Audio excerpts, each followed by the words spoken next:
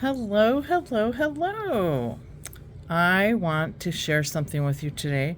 I just finished painting this. It's still a little wet, and I have a little line work to do on it yet. But I thought, this would be a really good video to share with you. So, what this is, first of all, in a different video, you will see how to turn old greeting cards into an art journal. And so in this video, what I'm going to show you is where to start with that. And I always have to check and see. There are some cards that I don't want to cover up a sentiment that's inside, or the verse that was on the card, but I usually don't mind covering up the back of the card. And that's what this one was, believe it or not. So that's what we're going to do. And so first of all, this one has a lot of writing on it, which we're not going to mind if some of it shows through, because text always makes things more intriguing. But we're going to start out with some white paint. I don't put gesso on this because I'm probably going to paint into the white a little bit. So I don't want to combine the gesso with the paint. So I'm taking a little sea sponge that I have, and I'm just taking a little bit of white straight out of the tube, and I'm kind of just putting a little bit of it on here to knock it back so it's not quite so vibrant. And then I'm just going to take some on my finger and get it across the areas that I really want to knock back. These are kind of pretty, so I'm thinking I might let them peek through. We'll take care of these things down at the bottom of the card, not bottom of the screen. Yeah, I have it upside down for whatever reason. And then we'll try and focus a little bit on the other areas of the card so that that can dry at least a little bit before we get over there and interrupt it. Alright, so I've picked out just some craft colors. I mean, this is really not, well, not that it's not going to be pretty, but it's not a painting that you probably want to invest your expensive paints on. So I use the 50-cent or dollar bottles of craft paint that you can get at Walmart, Joann Fabrics, pretty much anywhere, Michael's, Target, whatever. And on this sea sponge, I'm going to try and do a lot of it using this and very little with my brush, which is actually sitting over here with my cup of water. And so I'm going to start. I like to start with the lightest color, and I've got yellow and orange and pink and lime green and this nice light cool blue. Okay, so we'll start here with lemon yellow, and I have found that you pretty much have to shake these every time before you use them. Whoops. Okay, so I have a little on my finger already, and I will just smear that on. And I won't even have to use the sea sponge for this because it's oozing out some more, which is probably why it has that little bit there. Okay, so we've got some yellow started. This is almost like finger painting. And you can go farther than you thought you might, because we might just come back and paint over it. I'm going to grab some green, and a lot of times I'll unscrew the cap because it's safer and paint from in here because we don't really need that much. So I'm going to stick good old Mr. Sea Sponge in there. And look how yummy that looks. Just kind of tapping it in around the yellow. And I think that's gonna work wonderfully. Put some around that yellow. And there is still some wet white over there. So we'll kind of stay away from that a little bit. Okay. And then we'll move on. Let's see. We'll go to orange. Yeah. And I'm going to pick a different area of the sponge and just kind of... I have a paper plate over here to use as a palette. Whoops. But I thought, well, maybe I should just try putting it on the sponge. And I'm just putting it where I want it to go. And yes, I'm working on a work mat, but we don't have to get it as dirty as possible. So I try to slip a little extra card underneath here. And I didn't think of it before I started, obviously. But, oh well. Better late than never. The rest of it will clean off. Okay, that looks pretty good.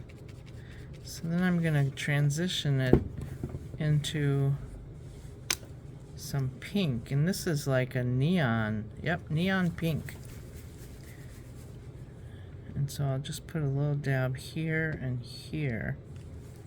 Ooh, that is bright. And take yet another area of the sponge.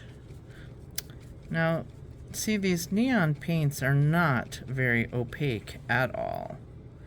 And they never tell you, these cheap bottles. You just have to kind of find out. So that's why I was putting the white on earlier. Just to give it an undercoat and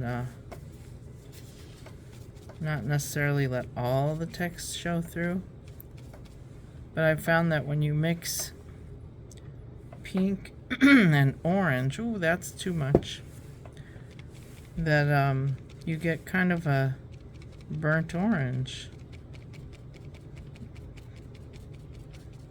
Okay, we'll just kind of let that dry. And we can come back later. And I'm tapping this off onto, I have a paper towel over here. Sometimes I'll have a wipe-off book, and I'll tap it off onto there. I'm going to get a little blue into here. And let's see, we'll pick yet another area of the sponge. There's a little bit. I'm going to tap it down so it doesn't drip. And I'll get it right in there.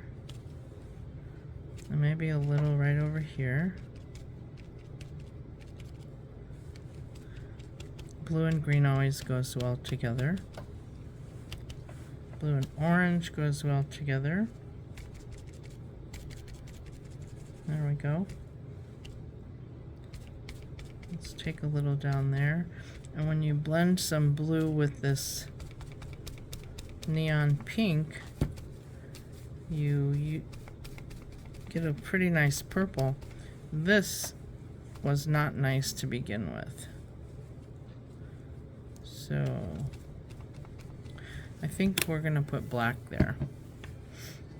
Yep, remember this had some black on it over here.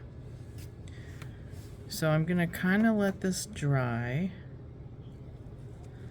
And I'm going to put some of this pink over the flowers because it's pretty transparent.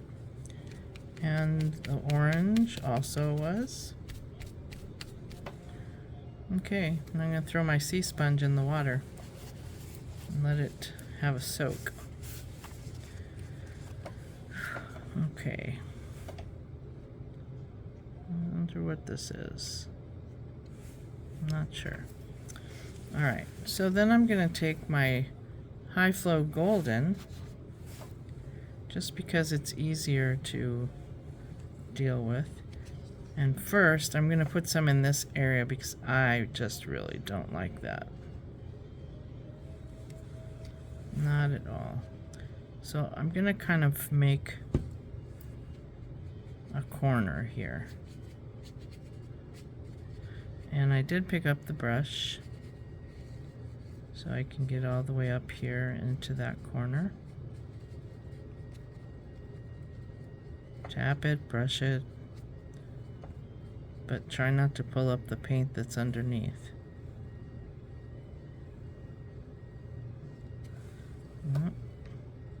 I'm gonna put a little bit right here. It's amazing what I find to use as a palette these days. As long as it will hold moisture, and I was gonna throw it away anyway, it's a palette. Alright, so there's that corner. And let's see, I'm feeling a little crowded here. I'm gonna put a little bit here.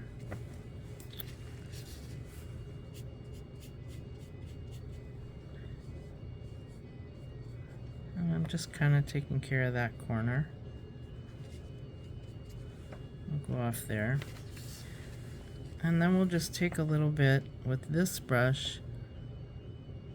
And oh, I love the way this brush makes these little funky marks. They almost look like ghosty goblins or something in a video game.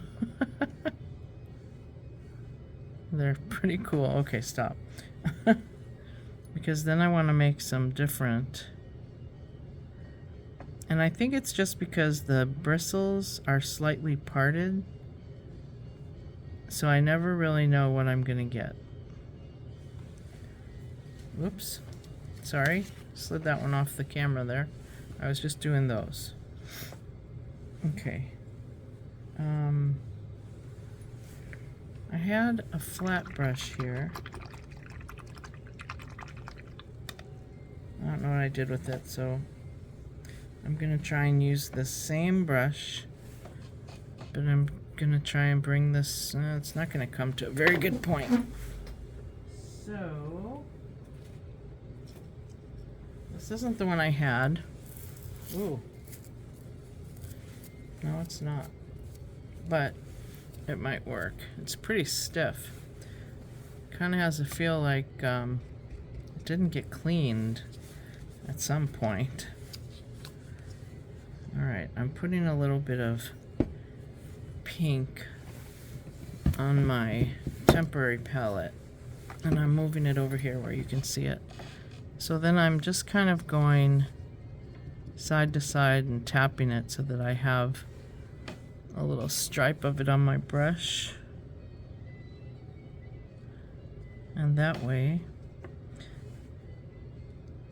pink meets yellow makes orange if you're not careful. And I don't want orange. I just want some pink lines.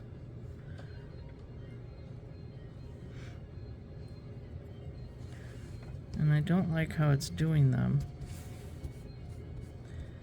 So I'll tell you what I'm gonna do in this instance.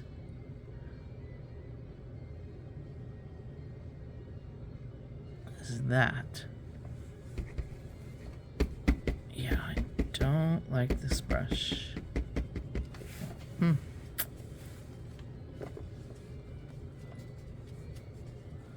Darn. Okay. Let's try this again. I know there's stuff down there already, but maybe we can make the most of it. Oh, darn. Okay, let's see.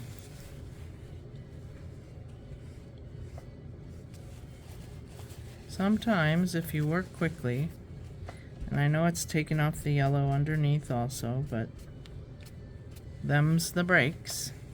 Better that than to leave it on there. So, let's see. Get over there. I've got my yellow. There we go, that's back. It's gonna have to dry.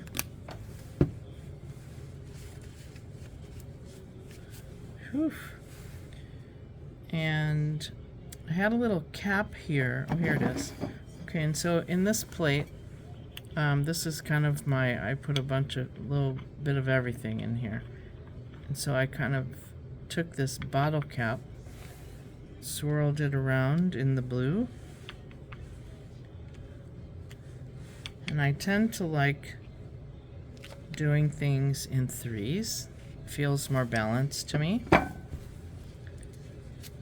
And then I should have done the white first, but this was already sitting in the blue. So now I have to put some more white on this plate. Let's see, maybe I'll put it here. And this is Holbein acrylic primary white. It was on sale one time. I thought I would try it. I like it. It's very creamy. It's very opaque. And I have way too much on here. I'm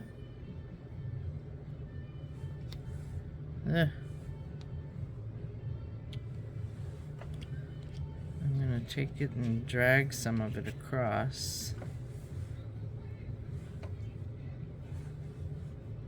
Put a little bit more on for another imprint. And then I always like to make one that kind of goes off the page. That one didn't show up all the way even, so I'll put it up here.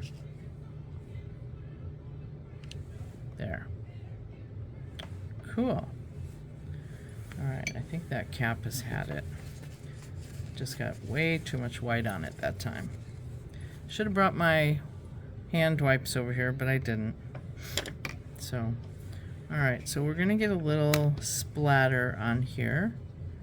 And I just got my brush like really wet.